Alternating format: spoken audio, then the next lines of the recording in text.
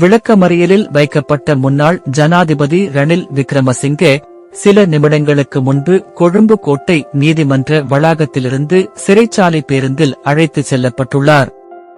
முன்னாள் ஜனாதிபதி ரணில் விக்ரமசிங்கே இன்று குற்றப்புலனாய்வு திணைக்களத்தினரால் கைது செய்யப்பட்டார். முன்னாள் ஜனாதிபதி ரணில் தனது பதவிக்காலத்தில் தனது மனைவி பேராசிரியர் மைத்ரி விக்ரமசிங்கவின் பட்டமளிப்பு விழாவில் கலந்து கொள்வதற்காக அரசாங்க நிதியை பயன்படுத்தி லண்டனுக்கு சென்றது குறித்து குற்றப்புலனாய்வு திணைக்களம் விசாரணையை தொடங்கியிருந்தது.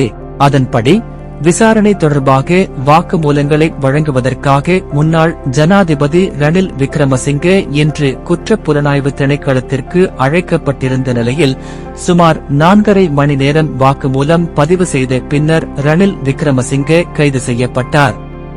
பின்னர் கொழும்பு நீதவான் நீதிமன்றத்தில் முன்னிலைப்படுத்தப்பட்ட நிலையில் நீண்ட இழுபறியின் பின்னர் எதிர்வரும் 26ஆம் திகதி வரை விளக்கமறியலில் வைக்க கொழும்பு நீதவான் நீதிமன்றம் உத்தரவிட்டது.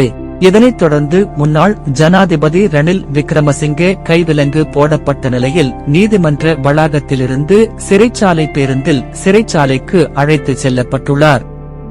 இலங்கை வரலாற்றில் முன்னாள் ஜனாதிபதி ஒருவர் கைது செய்யப்பட்டு விளக்கமறியலில் வைக்கப்படுவது இதுவே முதல் முறையாகும்.